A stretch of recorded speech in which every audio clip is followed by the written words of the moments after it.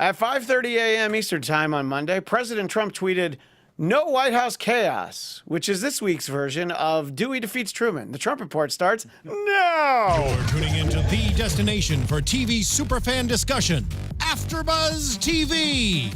And now, let the buzz begin. Man, if you're like me, you probably figured that we'd have the Scaramucci thing to play with for weeks, months, maybe even years. Well, we're getting 1 week out of it. So welcome to the Scaramucci Rhapsody, which didn't sound as good as Republican Rhapsody. That sounded like Bohemian Rhapsody. I really spent a lot of time on this, too much time. But welcome to the Trump Report. I'm Christian Bladt. On Twitter and Instagram, at ChristianDMZ. For those watching on YouTube, join us in the chat. For those watching on YouTube, to my left, you're right, Scott Moore at S-Man80. Hey guys. And look at who's here with us today. The one, the only Drexel Hurd, at Drexel Hurd. And on the other end of the desk, the lovely Chelsea Galicia, at Chelsea Galicia. Hi. And we have a very special guest on the couch today, KNBC TV legal analyst, Royal Oakes. Royal, welcome to the Trump Report. Thank you. Special is kind of a vague word. So. Yeah, it's very special. And you know, listening to this song, maybe I shouldn't be asking, but gosh, wouldn't it be great to book Freddie Mercury? Could you get him? Because, wait, I mean, too soon. We could probably get Adam Lambert. You know, because he tours with Queen now. Yeah, that's true. By all accounts, he does a great job. For those of you watching and or listening, make sure you follow at Trump Report ABTV, and I swear I'll remember to post once in a while. So, so there's a pretty slow news week, guys. I think we'll just talk about our summer plans for vacation. Obviously, as is always the case, we were thrown a pretty big curveball yesterday. Scaramucci. Tony Scaramucci. He doesn't struck me as an Anthony. He always looked like a Tony.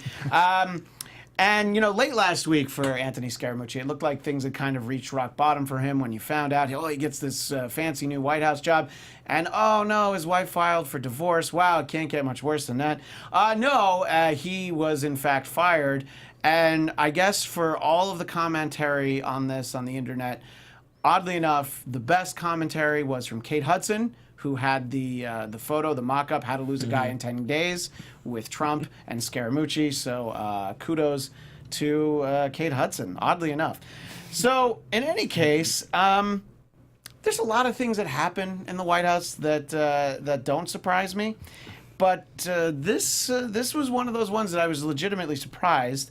I wanted to start with our guest, Royal, when Anthony Scaramucci bursts on the scene and he, makes all these headlines mostly for the wrong reasons, and then all of a sudden he's gone.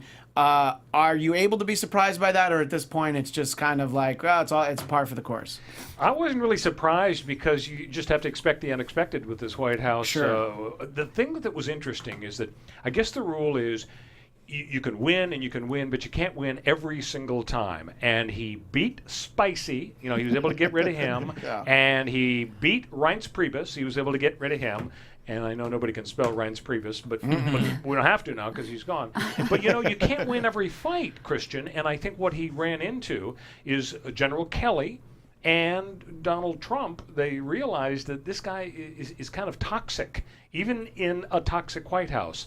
It was just too much. I think the weird New Yorker magazine article where he had all of the profane comments and so on, I think that was over the top even for Trump.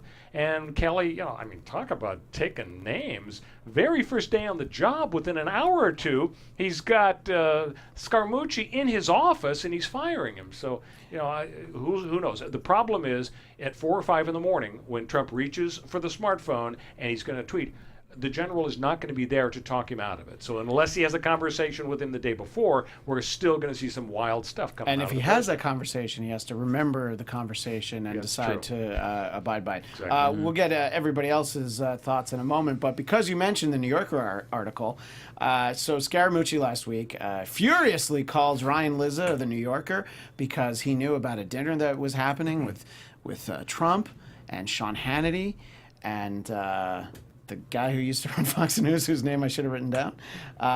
Roger Ailes is dead. Yeah, it's not Roger Ailes, but... Shine? Yep, that's it, Bill Shine. Thank you.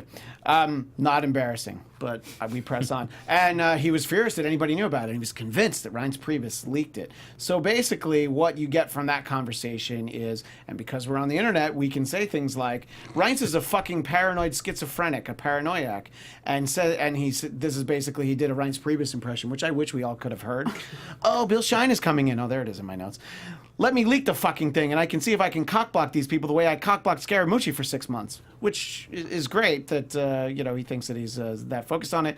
And what he went so far as to do was to accuse Reince Priebus of leaking his financial disclosure form, which he said was an illegal act of retaliation by Reince Priebus. He'd called the FBI and the Department of Justice, and of course it all turns out that there was just a Politico reporter, due diligence, Freedom of Information Act. Oh, look, I can get this.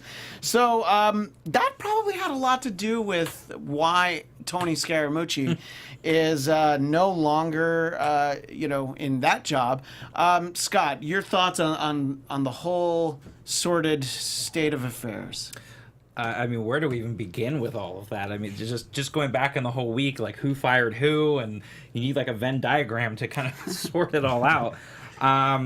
I think the whole thing where they were saying that the women in Trump's orbit were offended, I think that's not the real excuse. I think what it was is General Kelly came in first day on the job, and he just wanted to get rid of everyone else because he knows he can't get rid of Trump. So he's like, let's get rid of all the other toxic people that are distraction or bringing down what they're trying to do. And for General Kelly to do that, I think that was day one, hour one, basically, like where I was saying, to try to clean up this White House that had gotten really out of control over the past 10 days. But I really think that John Kelly's got his work cut out for him, which we'll get into later. But yeah, but I think that you're absolutely right, that he heard and saw what this guy had already done, and he's like, look, in just over a week, this is what this, right. Like, we can't have any this more of this. This is just too much of a distraction, and they can't control Trump, so they've got to control everything else that they can, hopefully with messaging. Yeah, by the way, there were additional comments in the New Yorker article. He, as in Scaramucci, accused Steve Bannon of trying to suck his own cock, which I think even Bannon was offended by, because let's be honest, even he's disgusted at the idea that someone would want to fillet him. And so it was just really a whole thing, and it was just, I think at that point, and so Scaramucci says after the fact, he's like, I should have told reporters, I should learn about on the record, off the record. I don't think he thought anything of that. I don't think he said this was off the record. Drexel, are you surprised that Donald Trump is friends with a guy like this? No, I'm not. I'm surprised that was your answer. Right? I am not surprised at that. I will add to something that Scott said earlier. I think the other thing that we forget about Donald Trump is his ego. Mm-hmm. The idea that somebody gets more publicity than him doesn't really bode well. So if you come in guns blazing, you're already getting more publicity, and it's taking away from whatever Trump wants to do. I can only imagine how somebody like Donald Trump would react to that.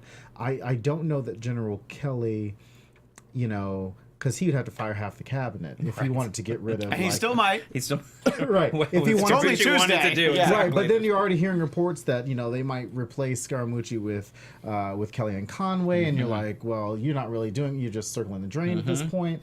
So I don't, like I said, I think it was more about the fact that he just kind of upstaged him. Same thing with Sean Spicer. I mean, Sean Spicer was this guy who was all over this. All over SNL, and now got Megan McCarthy out there doing things. So I think it was Melissa McCarthy. Sorry, but it's funny. A friend of mine, a comedian friend of mine, Tom Kelly, just to give him a shout out, pointed out on Twitter. So I didn't want to act like I was stealing this. Who would have thought that the person associated with the Trump White House with the least amount of scandal surrounding them would be Omarosa? She had nothing about her. One of the other things that we heard about Scaramucci going back to last week was, I guess, just within the last week, his wife gave birth to their second child, and as of that point, he still had not been to see his wife or visit the child. So they were getting divorced, and like I said in the open, you would think that was going to be the worst of it, but it wasn't. Chelsea, what do you think is worse? Flying off the handle to a reporter or being a really shitty new dad? Probably being a shitty new dad. Right. Because people. And by the way, as people know, I'm going to have my second child in December, so I've learned from Scaramucci. So don't. I was going to do a text your wife. boys Don't trip. text your wife. Yeah. Just text your wife and then come visit 4 days is later. it true that he also tweeted naked pictures of her? No, see, now that's not true. That was alleged, and Snopes went to bat, and people sometimes don't. 'Cause I was credit gonna- it. God. Yeah, that it was like revenge porn, sort of. No, and supposedly that was not true, but Okay. that's the kind. Yeah, I saw that headline, and of course I clicked on it Because because I'm I like, had- wow, that's going to be. I had a little bit of respect with the ban and suck his own, comment. I really was impressed. But the leaving your wife when she's about to go into labor and then doing that, all the respect that had been gained for the Bannon comment went away. And I like him, am praying for his child. But the Right. other part of that is the fact that he also, we also forget, all that happened, but the most important thing that I'm pretty sure his wife had the biggest problem with, not only she didn't like Donald Trump, was the fact that he sold a company that they both worked at. Right. You upended the life that we had to go work for this guy that I don't even like, sold the company, and now what is he going to go back to? Apparently he can go back to I don't know what the plan is right now. Right, but he sold the company months ago and had He been sold the promised. company, yes, to be He had been promised promised to be, involved in the White House, and Reince Priebus was the one standing in the way. And obviously, Reince Priebus was no longer going to be an obstacle. And Actually, I thought of something worse than being a shitty father. I can't wait to hear. Blowing off Politicon. Oh, that's right. He canceled. Everybody was looking forward to The mooch interviewing was going to him. be there. Yeah. Yeah. I I wonder wonder if he on knew the something schedule. was up, or that's what I keep thinking about now. I Steve think Bannon. he did. Christian, the thing about the chief of staff position Yeah. is it's hugely important. And Trump is off to such a bad start. I mean, that old song, "The Wanderer"? Well, he's like the squanderer. How often do you control the House, the Senate, the presidency, and you got a 5-4 advantage in the Supreme Court? And he's got nothing so far. He's got one appointment to the Supreme Court. Obamacare was a disaster. I've been reading a book, actually. It's funny we're talking about this, called The Gatekeepers, and it's about the chiefs of staff for presidents over the last several decades. And one of the points the author is making is that it's hugely important to have somebody who's strong, who can really guide the president. Jimmy Carter, for example, chose not to have a chief of staff. He was like the spokes. He was in the middle of all the spokes on the wheel, and it was a disaster. He was a micromanager. He literally spent his time scheduling the tennis appointments on the White House tennis court. It was awful. In the Clinton era, they had a weak chief, and it was like frat boys. It was like pizza boxes and bongs and beer cans in the White House, and there was no power. When a James Baker comes in, Reagan is a success. There's no coincidence. So if General Kelly can somehow get Trump's attention, maybe he can turn it around. If he doesn't, the guy's just going to continue to squander for the next 3.5 years. Yeah, I think whatever people think of what President Trump is intending to do, he does have the opportunity to accomplish a few Absolutely. things, but he's. I don't know if he has undiagnosed ADD and he gets distracted anytime there's a shiny object in the room. Absolutely. One final thing many about issues. Scaramucci was supposedly Mr. Trump still has high regard for him, and he may or may not try to find another spot for him in the White House, although they don't know whether or not Sex ed Scaramucci. education. Director. That has to be a position. But the question would be, would Scaramucci want to take essentially a demotion? And who would this be a bigger mistake for? Trump to find a place for him, or the mooch to actually take a job? Drexel, I'll start with you. First of all, I don't think General Kelly would allow him to take another job. I think that. But if the president insists that he But has I to do also something. think that whatever General Kelly said to Donald Trump, Yeah, this it is now probably- my Right. this is now my West Wing, not yours. And if you want me to be here, then this is the way it's going to be. So I don't know that that Anthony Scaramucci is going to be getting another job in the White House. I'm actually surprised that Sarah Huckabee Sanders is still press secretary at this point. So. But I think it will be a mistake for Anthony Scaramucci to take a job, to answer the question, because you don't want to. But at the same time, he's already at the bottom of the barrel. guess he you're gonna might as well climb just, back he up might as well again. just stay there. Yeah, and just start Yeah. to stay climb. in the gutter with Yeah. Donald Trump and take another job. Well, I don't know. it's pretty well documented how much the mooch, and it's just more fun to say that, really, how much he hated Reince Priebus. So I think he might think that, getting him to resign my 10 days was a success. I think he looks back on the tenure that he had in the White House and was like, yeah, it's pretty successful. Which is interesting, the word tenure, because it usually doesn't refer to the number of actual days. I know, right? The actual tenure. So anyway, we were talking about Priebus earlier, and it was inevitable that Priebus was going to be shown the door, much like Sean Spicer. Once again, just like Sean Spicer, it was surprising how long it took and why it happened. Both reasons, Scaramucci. And, he, as I was saying, he thought that Priebus was the main leaker. He even accused him of it on Twitter before he deleted it.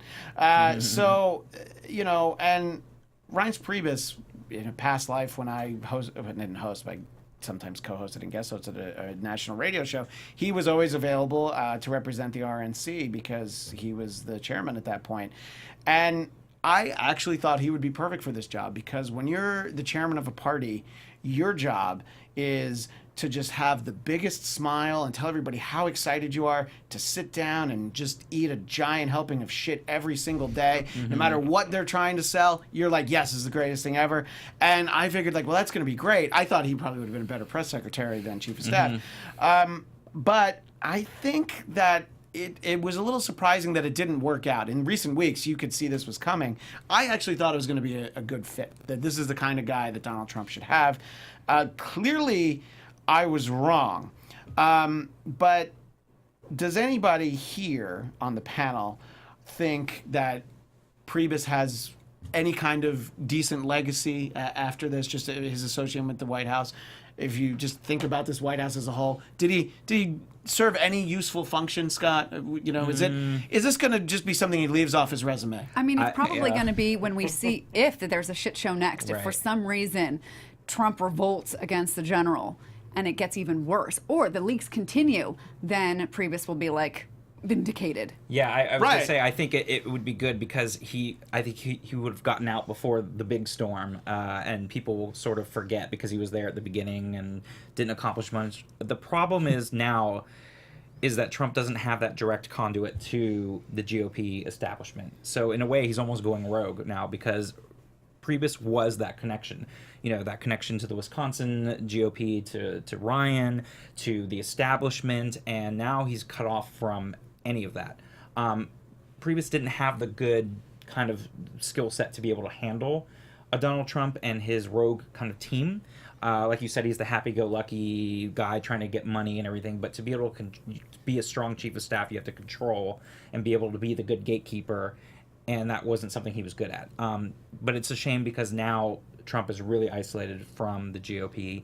It's a shame. Why? No, I'm saying if for his own stability. I mean, I'm happy, but I think it's just going to make it more difficult for him. But at the same time, without a conduit to the establishment, then the ideas get even a little bit further out there. And John Kelly doesn't have those connections. And I also, we go back to Alexander Haig talking about chiefs of staff, and you see how that worked out, having a general be a chief of staff. He was in charge. But it didn't go very well. So I don't think it's going to go very well, but we'll get into John Kelly later. But yeah, that's my take on the previous. Christian, I don't think that it's going to be a problem, Reince Priebus going forward, because everybody knows how impossible his job was. Right. Yeah. Everybody he deals with is going to say, oh my gosh, how did you put up with it even for 6 months? Right. Because everybody considers Trump a mental patient. So how can he feel bad about not being able to cure the mental illness?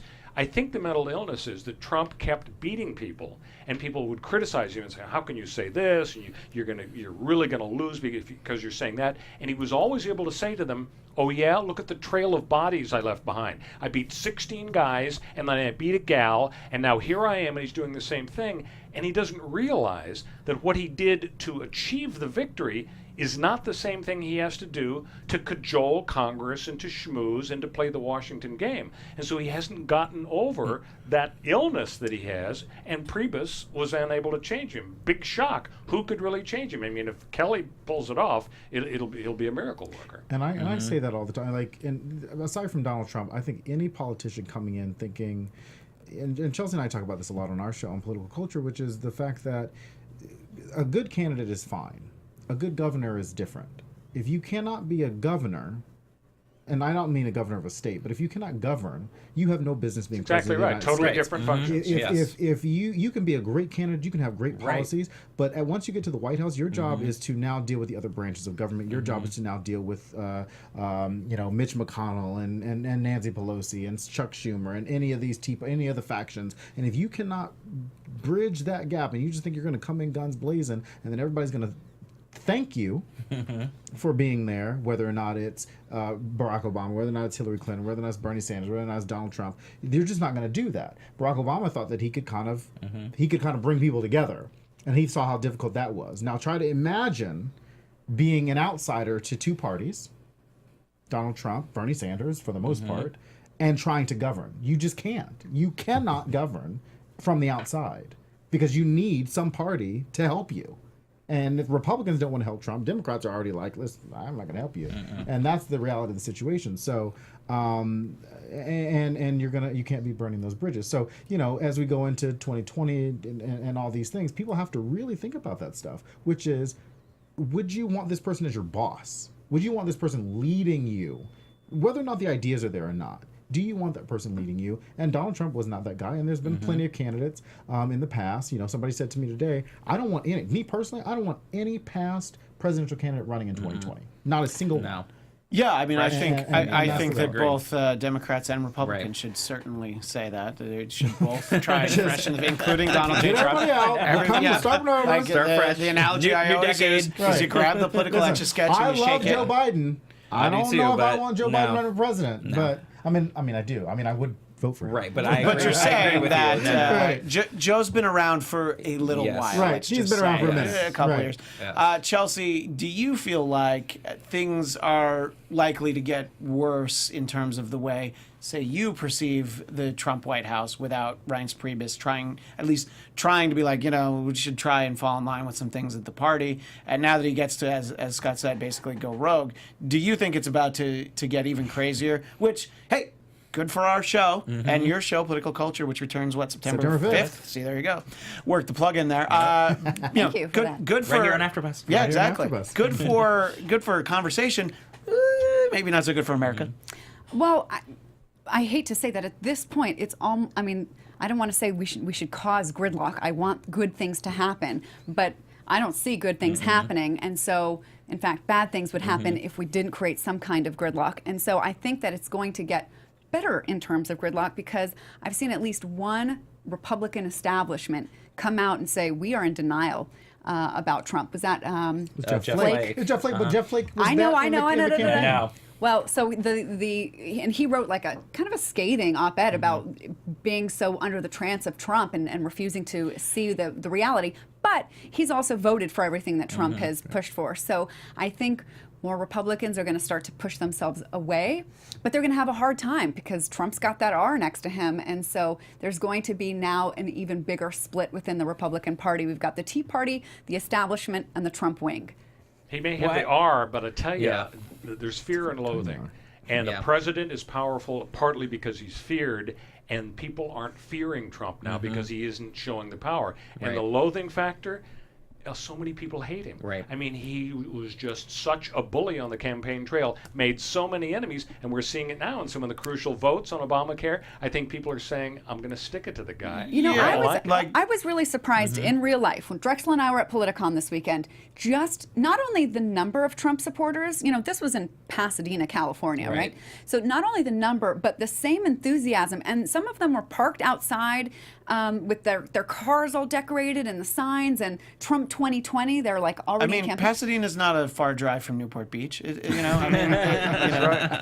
in Yorba Linda. Believe me, it's not that far. I know what you're saying. It is a little surprising to see, but it is really surprising the level of enthusiasm that still exists. The polls that suggest that the same number of people who liked him at election time basically still like him now. I think a lot of it, and it's not even necessarily a majority of it, I think a lot of it is the people that are telling them that they need to hate Trump are people that they don't like. So Rachel Maddow wants to get on TV and talk about how bad Trump is. Well, I don't like her. I don't like Anderson Cooper. I don't even like Megyn Kelly. And so it's like all these people that don't like Trump, I don't like them. So there must be something right about this guy that has all the quote-unquote right people not liking him. But it's also, if you the two shows on Fox News that really are Trump's state propaganda machine. Fox and Friends? Sean Hannity, Fox Yeah. and Friends. He gets the whole day, but he gets it bookended. If yeah. you look at Shepard Smith, Chris Wallace, any of those other anchors, they stay pretty level-headed. They'll say what they need to say. So then... Fox News lost the week last week to MSNBC, which was like the first time in ever. MSNBC's history, they had never won before. And so you're like, okay, so they're losing. Fox News is losing viewers because nobody's paying attention to that Bill O'Reilly slot anymore. To Tucker Carlson, and the aforementioned Megyn Kelly is gone now. Megyn Kelly's, that was So they're not. They're only listening to the two people, and then so that's where they're getting their information from. And this week was a little nutty, so that's not surprising. Yeah, I don't think. I agree with what you're saying, Christian, but I don't think there's enough people to keep him afloat as it moves forward because his approval rating is so low in the places that he needs support, and the problem is he hasn't expanded his support at all. And because he won with less than a majority and he lost the popular vote by millions, he doesn't have anywhere to go. So if he loses anybody. I mean, the thing is, there's plenty of time for the Trump campaign, the Trump re-election campaign. I know that makes you break out. I still don't even think he's going to be around then. I still don't. But they have plenty of time to focus on that. But it's the whole point is that's the key word, focus. And you can't really get this guy to focus on anything. If Paul Ryan loses the budget fight, which he will. Because there's too many factions of the Republican Party that just do not want the wall. Like for them to put the $1.6 billion earmark into the budget, you're like, why? You know that half the party's not going to go for that. So it's already DOA. And so if Paul Ryan loses and goes into the midterms and thinks that his party is about to take a hit, chances of Donald Trump, come 2018 in the middle of the year, Paul Ryan's going to start to distance himself because he can't afford to lose, can't afford to hemorrhage these people. Can I address something in there are a couple of things in the chat. First of all, somebody asked if I spoke at Politicon and that I should. No, I didn't, but Wrong, thank you. Chelsea. Yeah, but Chelsea Handler spoke. She did. Yes, we saw that. And then I see, thank you for the hit on Bernie the Independent. I'm not sure if that's sarcastic or not. That was something that he said. That was something. And I was going to address that when Drexel compared Trump to Bernie, and that because there's both outsiders, they couldn't outsiders. govern, either of them. And I'm just here to object. Well, it's just because it's because Trump and Bernie are different kinds Royal of doesn't outsiders. know, but Bernie's a very special friend of Chelsea's, and not a very special actually friend. Best friends with his wife Jane. I believe her number's in your cell phone. Yeah. Yeah. But see, that's good though. I don't, I have Mr. T in my cell phone, so, and Royal Oaks. Anyway, but the point I was trying to make is the idea of getting Trump to focus is probably a difficult one. So it would seem like a guy like John Kelly is a great choice for chief of staff. Royal, when you heard that this was going to be the new guy, very different approach than Reince Priebus. Do you feel like he'll actually have some success, or will it just seem like he's starting to turn things around and then it'll just go right back to the way it was? The reason I think he has a chance to succeed, first, is that Trump seems to have a real affinity for the military. He loves his generals, and so, of course, he wasn't in the military himself. But That's what I was going to say. I wonder if he's going to count this as his military service. Yeah, that probably will go down on the resume. And then the other thing is, Trump loves to win and he hates to lose. Now, we've talked about how obsessed he is with his style and so on, and leopards don't change, but he doesn't like to lose. And I think it's going to start to sink in, if it hasn't already, that he is losing and his presidency is slipping away. And so I'm sure, is smart enough to realize at some point he has to change, and maybe General Kelly, by handing over some of the control to this guy, maybe that'll be the way he changes. See, I don't know about that. And I say that because Donald Trump, as much as he thinks he likes the generals, has already had a problem with General McMaster, has already had a problem with General Mattis. So it's not that he likes generals. He assumes that because generals have the mentality that they do not question the commander-in-chief, as a military person, that is the way that they are going to continue on their service to him. I've been a general. I know to not question the commander-in-chief, and that's how it is.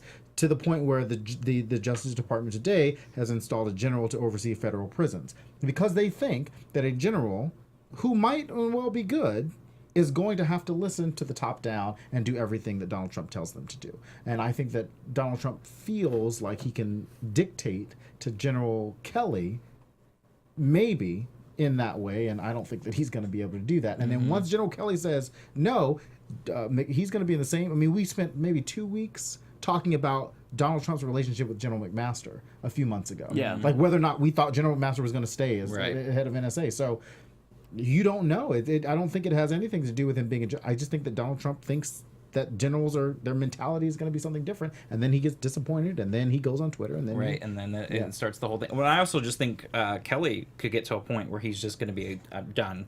You know, he's going to be burned out. A chief of staff position is already an incredibly stressful job, and you don't even see people staying in that for long terms anyways. You know, they're out after a couple years for the most part. So even if he's miraculously able to even stay there, I think he'll be very burnt out, especially dealing with Trump and his, crazy crew to keep them all in control. It's going to be a very difficult job for him. And that was going to be my next question for everyone, which is, do you think that General Kelly will have the job? This is sort of the over-under. We're going to set the line at Reince Priebus. Is he going to have the job longer than Reince or for a shorter amount of time than Reince? I'll start with our guest, Royal. Do you think that the general can hang in there as long as the Priebs did? Absolutely. I mean, Priebus had one of the shortest tenures as White House Chief of Staff of all of them in the last several decades. So the odds are certainly with him.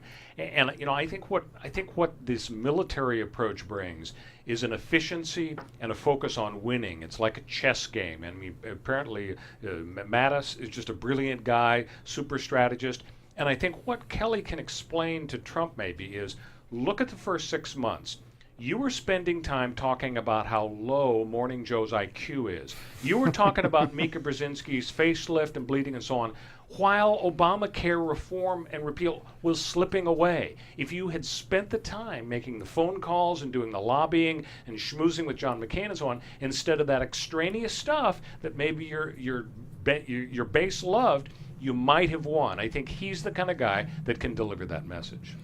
I do think that if the general tried to say, "Look, you have to get off Twitter," I don't think he would listen to him. But he won't. that that the idea that I've had many times, General Kelly should run for president. I know, right? The idea that I've had many times After on he this just show posted again is that yesterday. they need to give him a smartphone that's not actually connected to the internet. It's like a fake intranet, and he thinks that everything goes out, and he's like, "Oh, look, it's on my Twitter."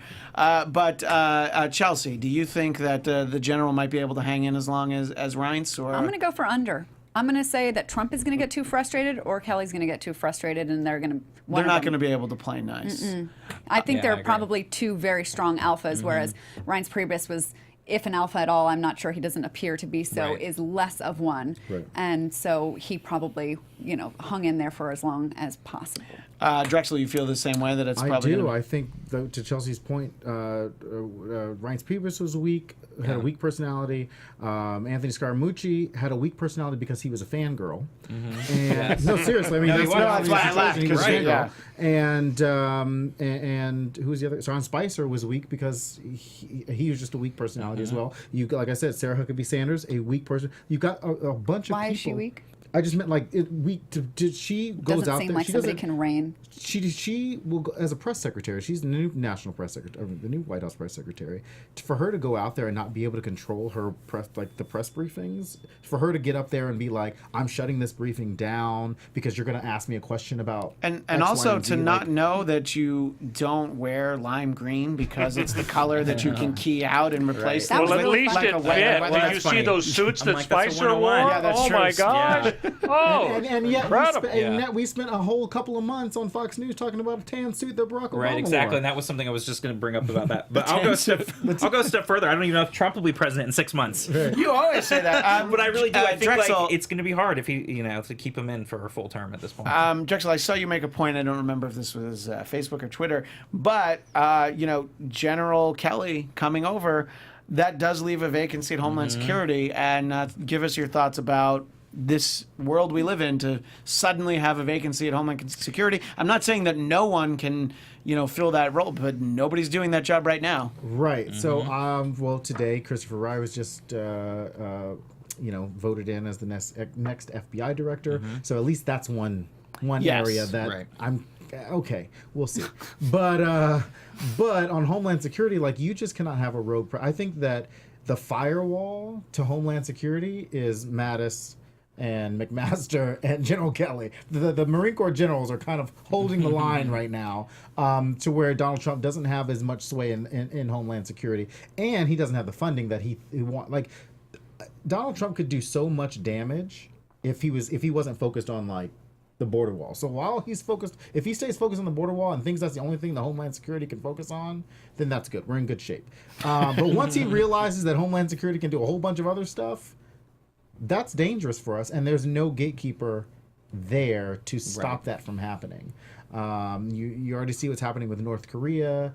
You already see what's happening. You see what's happening with Russia and these sanctions. And today, people thought that he was going to sign, his 10 days for everybody that doesn't know. The president has 10 days to sign a bill.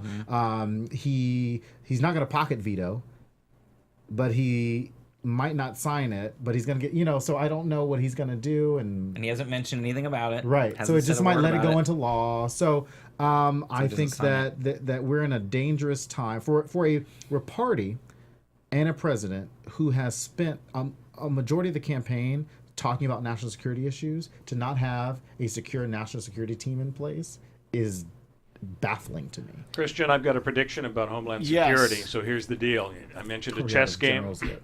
So Trump goes to Sessions and he says, Jeff, you're not comfortable. This is not working out. Jefferson. You've read my tweets. You've read my tweets about you, which are astounding. Can you imagine? And so what we're doing, Jeff, I'm not firing you or anything. I'm moving you to Homeland Security. Incredibly important job. So then he brings a new guy in as Attorney General who doesn't have to recuse himself from all the Russia investigations because he's brand new and he's not a recusal kind of guy. And at that point, then Trump says, now, as for Special Counsel Mueller, you got a bromance with Comey, and your entire staff, they donated to Clinton, they donated to Obama, they were lawyers for Clinton.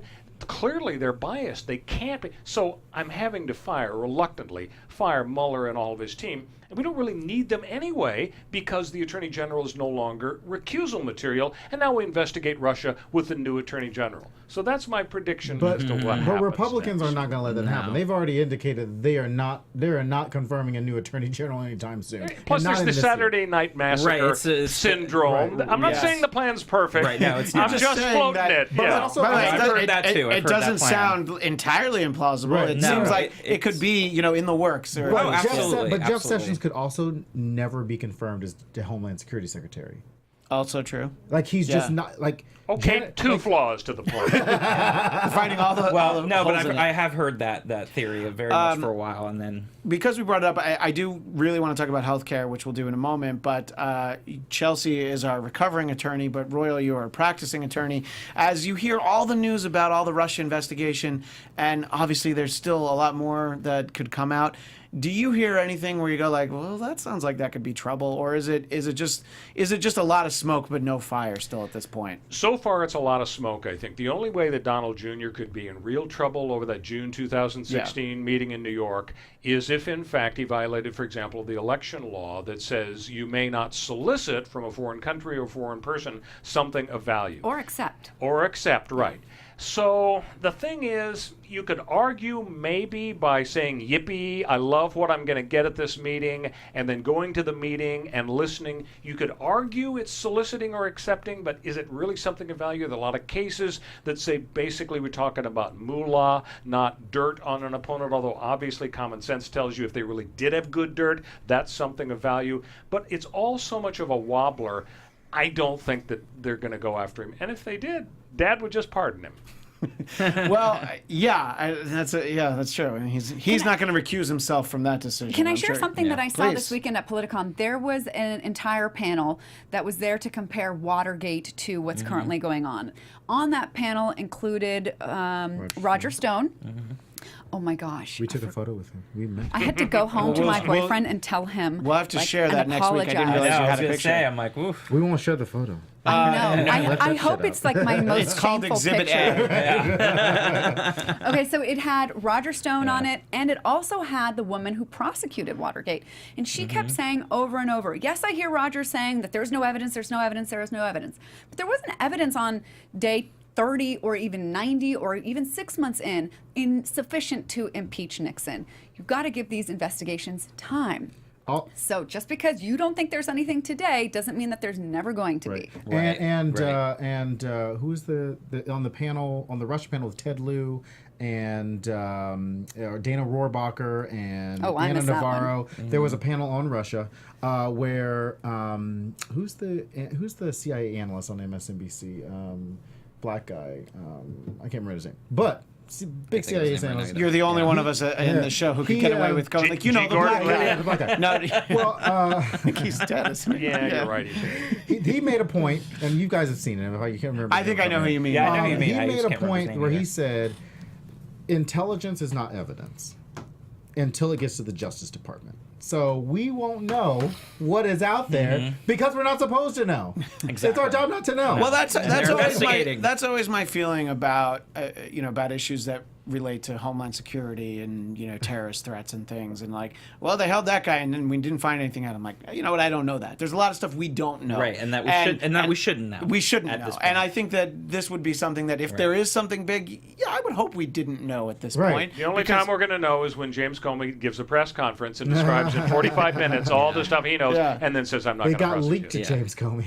But it goes back to what Roy was saying. I think it would be a big mistake if Trump did try to go around and have the special and there prosecutor was- fired, because then it does make it look like he's hiding something, he's guilty, which goes back to why the tax returns are never Which made I don't public, even know because that it he goes back has to being something guilty. huge to hide. And if he does that, then it's like, it's even that much dumber. Right. Like, what's the stupidest thing about Watergate?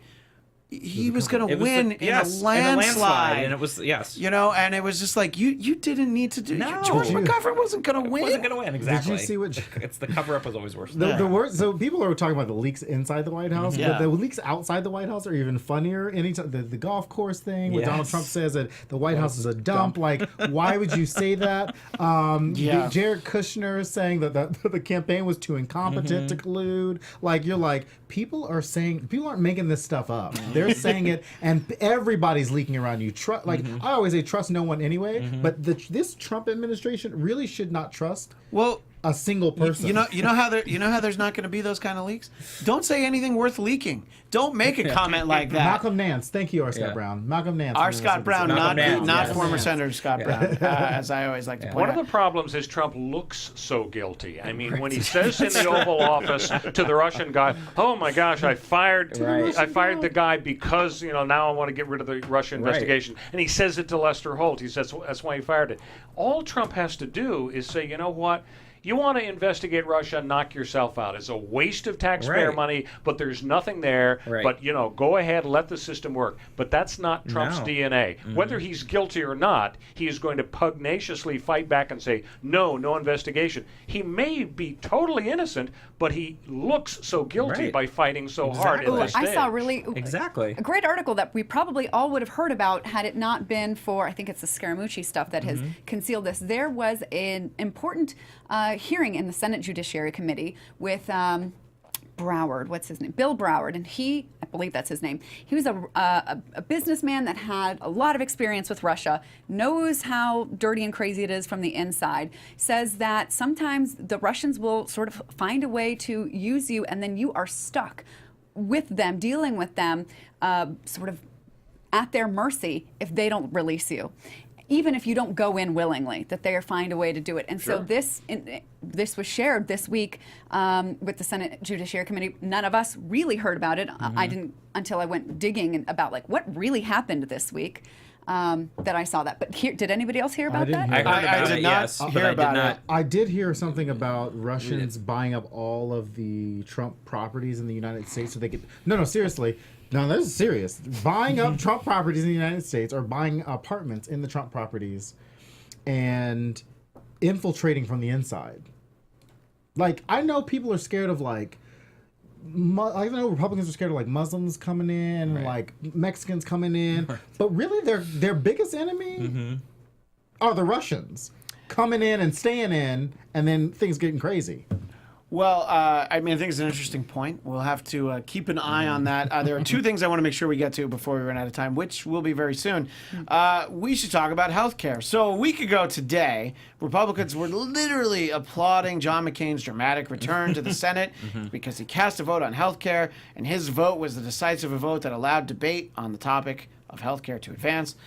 Now, a week later, Well, I guess it's a week later and nobody's really talking about this anymore. But if you think back to last week, this was really a big deal. Can't even think back to and last the week. fact that John ago. McCain, he voted down the so-called skinny repeal. And I have a quote from Senator McCain. He explained that he, quote, believed Obamacare should be repealed and replaced with a solution that increases competition, lowers costs, and improves care for the American people. The so-called skinny repeal would not accomplish those goals. While the amendment would have repealed some of Obamacare's most burdensome regulations, it offered no replacement to actually reform our health care. So this was a surprise, and Mitch McConnell did, at least you got the impression, did not see it coming. So I saw a lot of variations on this one theme on social media, which is that obviously Susan Collins of Maine and Lisa Murkowski of Alaska were just as essential to the skinny repeal getting voted down, but a man comes in and does 1/3 of the job and gets all the credit, now, which I think is very funny, and I saw it so many places I can't even give credit to. But to be fair, you knew how they were going to vote. It was surprising, and I almost feel like this was the real reason he flew back, because he's like, I'm going to make the show of like, oh, I'm a good party guy, and then was just going to give a big middle finger to President Trump. Or all those comments about how he is on some Cadillac insurance plan getting the best possible treatment for his cancer is really nice for him, and the rest of Americans don't get it, and they're going to be stripped of whatever they do have. I don't know, maybe that got to him, because there were plenty of comments to him, tweets at him, like, wow, it must be really nice to have the best plan of them all. You accept yourself from whatever this new plan is going to be. Yeah. And it was overtaken by conscience? Yeah. Well, anyway, so here we are, and there was no skinny repeal, and they were basically dealt what looked like a crushing blow, but you never know where these things go. So every week, Scott, I ask you the same question. Every week. I'm like, do you think there's a way for you always give the same answer too? Well, and then and between shows it looks like, oh, I think Scott was wrong. Oh no, he's right. Well, so do you think that there is a way forward for Republicans to repeal or replace Obamacare, much less repeal and replace? No, and like I've said from the beginning, Obamacare was based off of a conservative insurance idea, and what Mitt Romney did in Massachusetts, as we just talked about. So there is not a better, like we said, you cannot get a better replacement. You can't have it both ways. You can't cut Medicaid, you can't cut subsidies, you can't cut all that, and then still be able to have a cheaper plan that covers everybody. You can't have it both ways. So until they can figure out a way to actually work in a bipartisan fashion, like John McCain said, and wait to actually go through the committee process and everything else, they can't just. Any other way is not going to work. Millions of people are going to be kicked off. It's never going to look good for them. It's not going to happen. And I think, besides Susan Collins and Lisa Murkowski with their firm no votes, which I think was incredible. The thing about the three of them is none of them have to worry about re-election until 2020, 2022 at the earliest. So they had a little bit of safety there. I also want to give credit to the three Democrats that were in very conservative states that did not move, because we had every single Democrat That's true. that stayed firm, like John Tester of Montana, Heidi Heitkamp of North Dakota, and Joe Manchin of West Virginia, are in very heavily red states that are going to be vulnerable for re-election next year, all run next year, and they stayed to their no vote, and I want to give them credit as well. To that point about healthcare going forward, I also have a thought, and I'll get your thoughts on this, Royal, that we know John McCain has brain cancer, and his seat is not up for re-election for almost 6 years, because he just was re-elected in November. Is it possible that this could be one final grand gesture by John McCain as he kind of goes off into the sunset, because he's like, I got brain cancer. I don't need this headache on top of that. So, Royal, your thoughts about John McCain going forward and healthcare going forward? Well, it's fun to psychoanalyze people when you don't meet them and you're not a psychoanalyst, but I'll do it anyway. I mean, of course, there's the Goldwater rule. Back in '64, all the shrinks in America said he's nuts, and then they said we shouldn't do that, and now they're breaking the rule as to Trump. I think revenge is a dish best served cold, and I think McCain was totally pissed at Trump when Trump said, I like my heroes to not get captured. And McCain went ballistic for himself. I mean, he was for years a prisoner of the North Vietnamese, and all of his fellow soldiers who were in prison. He hated Trump because of that. I think this was his opportunity to get back at him. So in general, though, How do you take goodies away from people? I mean, the Republicans hated the New Deal and Social Security. They never took it back. They couldn't.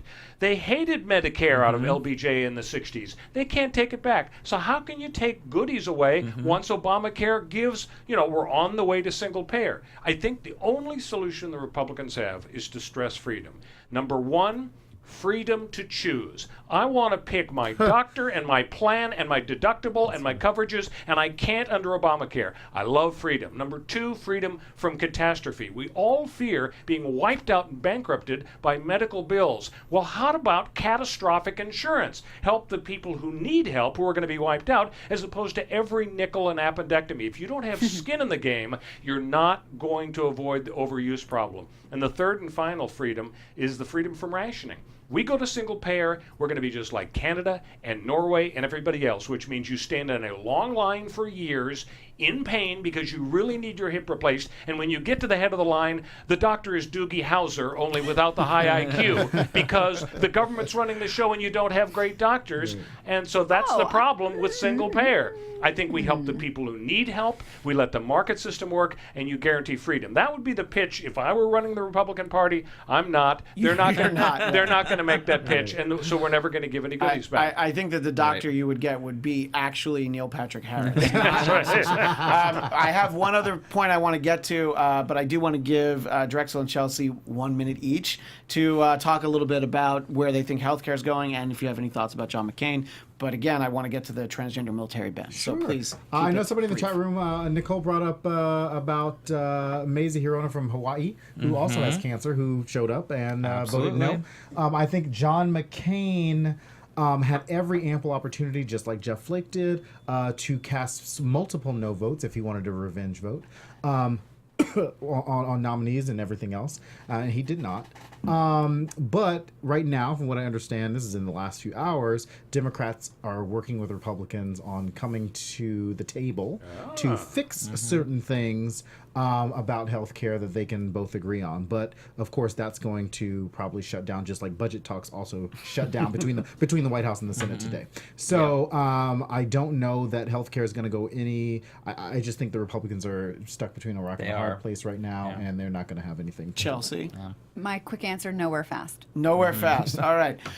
So I do want to, for our final topic in the last couple of minutes, because I know the clock is not our friend as usual, the transgender military ban. And as is so often the case when putting this show together, something that I think is going to be our major topic before the weekend ends up being the last topic squeezed into the last 2 minutes of the show. And last Wednesday, 6 days ago, President Trump tweeted that on the advice of his generals, he would be banning transgender people from serving in the armed forces. There was a letter from a dozen retired generals that thanked him for it. But there was also a letter from 56 retired generals that said he shouldn't do it. So there's a lot of sort of reasons, pro and con, but seems like against the ban seems to be the effect. And granted, nothing is in effect now. The law still stands. My quick thought is this seems like the kind of thing to stay out of because, you're pandering to the ultra-conservative base, and this isn't something people were asking for. So this was not the time to bring it up, but maybe he thought it would distract from all these other things. It was to distract from the Senate Judiciary hearing. Exactly. So unfortunately, give each of you about 30 seconds to share your thoughts. Let me start with our guest, of course. Royal, were you surprised that President Trump decided last Wednesday, this is important, I need to talk about this? Very surprised because once again he stepped on a big victory for him. He had this Foxconn billions of dollars and a huge job thing, and he wiped it off the headlines. The irony is Caitlyn Jenner would be a better Rambo than Sylvester Stallone. So I think it was an ill-advised move. One of them's had less plastic surgery, too. True. Scott, 30 seconds. I think the whole thing was terrible because, first of all, trying to say you can just make up laws by Twitter doesn't work anyways, and then he had a 9-minute gap between the two tweets, which also scared the military, thinking is he declaring war? What is he doing? It was ill-informed. Again, it was irresponsible, but it's not surprising with this president. And of course, nothing changes because you have to go through the chain of command. The Obama administration had already done all the stuff for it to make sure it was going to work out budgetarily and that the troops would be integrated well. So that was already handled already at the end of the last administration, and it was moving forward. So. Drexel? Obviously, I thought it was pretty ridiculous. So I won't use my 30 seconds on that. I'll just use my 30 seconds on the fact that our show is coming back September 9th. And it'll be on AfterBuzz TV. You and Chelsea will both be on the show. And we are bringing Brooke Solis on, who's on this show, to oversee the headlines portion. She will be with us next Tuesday on this show. But, Chelsea, do you want to use your 30 seconds? Because just because Drexel yielded his time doesn't mean you need to. All right. Well, I do, because at first am like, this is so ridiculous, especially when I heard about how much money is spent on Viagra compared to how much money transgendered people in the military would need. And so I was really interested when Chelsea Handler and Tomi Lahren spoke this weekend at Politicon and talked about this issue. And I don't know if Tomi Lahren speaks for all conservatives, but her reasons for not for supporting this ban were financial, right? Which doesn't make sense because of the Viagra thing. But she did say, I don't want to be paying for people's Viagra either. Okay, fine, I'll give her that one.